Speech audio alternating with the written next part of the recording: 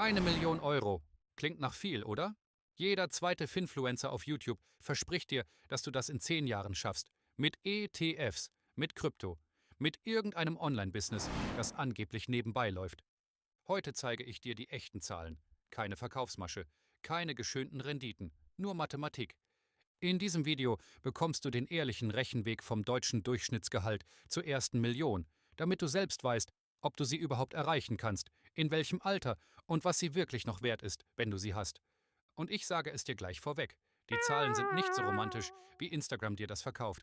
Aber sie sind machbar, wenn du verstehst, wo die meisten Leute den Denkfehler machen. Bleib dran, es lohnt sich. Fangen wir bei der Realität an. Der Durchschnittslohn in Deutschland liegt bei rund 4.300 Euro brutto im Monat. Das sagt das Statistische Bundesamt, nicht TikTok.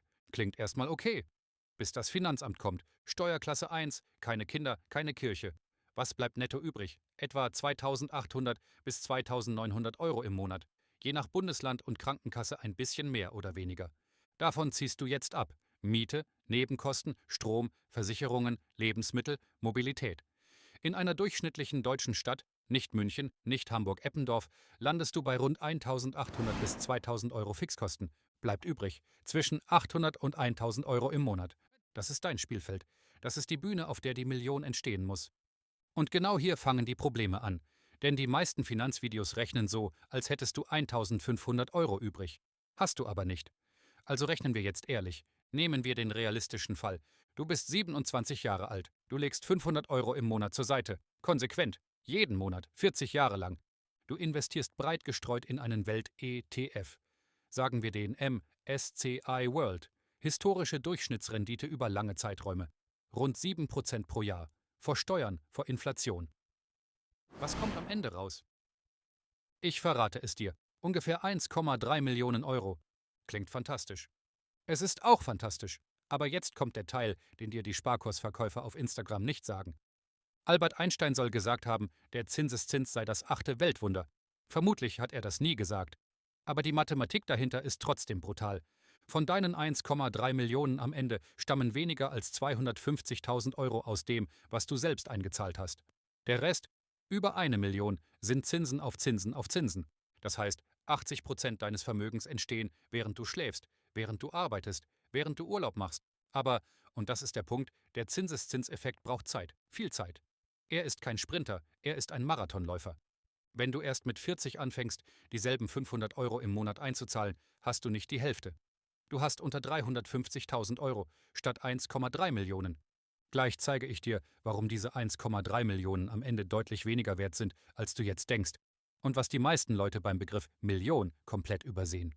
Aber zuerst müssen wir über etwas reden, das niemand erwähnt: das Finanzamt. In Deutschland zahlst du auf Kapitalerträge die Abgeltungssteuer. 25% plus Solidaritätszuschlag plus eventuell Kirchensteuer, wenn du Mitglied bist. Effektiv rund 26% gehen weg, bei jeder Auszahlung, bei jedem Verkauf von Anteilen. Es gibt zwar den Sparerpauschbetrag, 1.000 Euro pro Jahr sind steuerfrei, bei einem Ehepaar 2.000. Das hilft. Aber bei einem siebenstelligen Depot ist das ein Tropfen auf den heißen Stein. Was bedeutet das konkret? Wenn du am Ende deine 1,3 Millionen verkaufst und davon die Gewinne, also rund 1 Million, versteuern musst, gehen davon allein etwa 260.000 Euro an den Staat. Direkt, keine Diskussion. Bleibt dir knapp über 1 Million netto, in den meisten Fällen. Bist du also noch Millionär? Ja, aber nur knapp und nur, wenn du 40 Jahre durchgehalten hast, ohne Panik zu verkaufen, ohne Crashverluste zu realisieren, ohne Lebenskrisen, in denen du an das Geld musstest. Jetzt kommt der Hammer. 1 Million Euro im Jahr 2065. Das klingt nach 1 Million. Aber sie ist es nicht. Bei einer durchschnittlichen Inflation von 2% pro Jahr, das ist das Ziel der Europäischen Zentralbank, also die optimistische Variante, verliert dein Geld jedes Jahr Kaufkraft. In 40 Jahren? 1 Million Euro im Jahr 2065 hat ungefähr die Kaufkraft von 450.000 Euro heute. Lies das nochmal langsam. Deine Million ist in Wahrheit, gemessen an dem, was du heute dafür kaufen kannst, etwa eine knappe halbe Million. Damit kaufst du in 40 Jahren ein anständiges Eigenheim auf dem Land. Vielleicht, du wirst davon nicht 30 Jahre lang leben können, ohne weiter zu arbeiten oder Rente zu beziehen.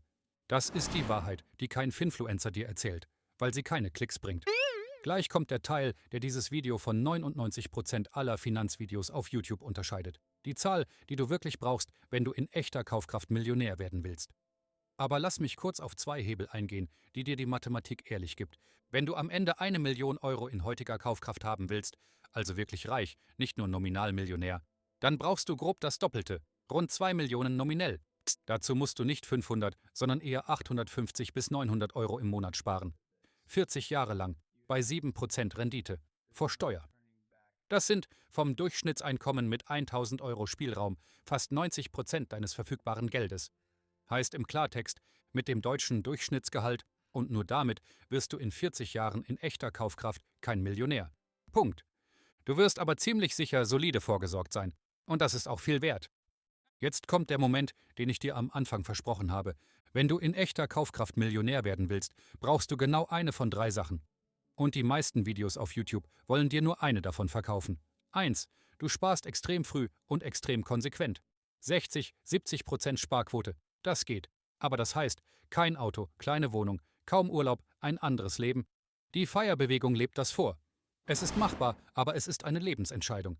2. Du erhöhst dein Einkommen. Massiv. Nicht 2% Tarifsteigerung im Jahr, sondern Jobwechsel, Beförderung, Selbstständigkeit, eine zweite Einkommensquelle.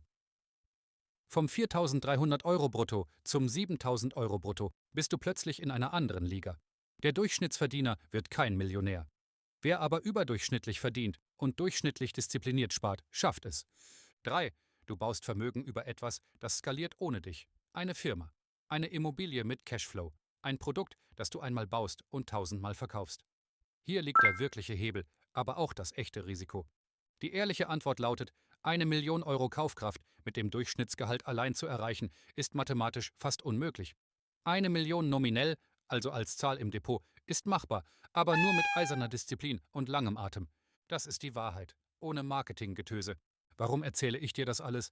Weil ehrliche Zahlen dich freier machen als falsche Versprechen. Wenn du jetzt weißt, dass die Million in 40 Jahren in Wahrheit etwa 450.000 Euro heutiger Kaufkraft entspricht, hörst du auf, dich von Influencern manipulieren zu lassen, die dir Kurse für 997 Euro andrehen wollen. Wenn du weißt, dass du mit 500 Euro Sparrate solide vorgesorgt, aber nicht reich sein wirst, planst du dein Leben anders. Du investierst auch in dich selbst, in Fähigkeiten, in dein Einkommen, nicht nur in ETFs. Und wenn du weißt, dass jedes Jahr, das du wartest, dich am Ende Zehntausende Euro kostet, fängst du heute an. Nicht morgen, nicht im Januar, heute. Das ist der eigentliche Wert dieses Videos. Du hörst auf zu hoffen und du fängst an zu rechnen. Lass mich das in einem Satz zusammenfassen. 1 Million ist nicht das Ziel. Finanzielle Freiheit ist das Ziel. Und die kostet nicht 1 Million in 40 Jahren. Sie kostet Disziplin ab heute. Wenn dir dieses Video die Augen geöffnet hat, lass ein Like da. Das ist das Einzige, was diesem Kanal hilft, weiter so ehrliche Inhalte zu produzieren. Ohne Werbedeals, ohne Affiliate-Märchen. Abonniere den Kanal, wenn du willst, dass ich im nächsten Video die konkreten Schritte zeige. Welcher ETF, welcher Broker, welche Sparquote für dein Alter und wann sich Riester oder ein Aktiensparplan steuerlich wirklich lohnt. Schreib mir in die Kommentare. Wie viel sparst du im Moment im Monat? Sei ehrlich, niemand wird dich verurteilen. Aber du wirst sehen, wo du im Vergleich stehst. Und merk dir eins, reich wirst du nicht durch das, was YouTube dir verspricht. Reich wirst du durch das, was du tust, wenn die Kamera aus ist. Bis zum nächsten Mal.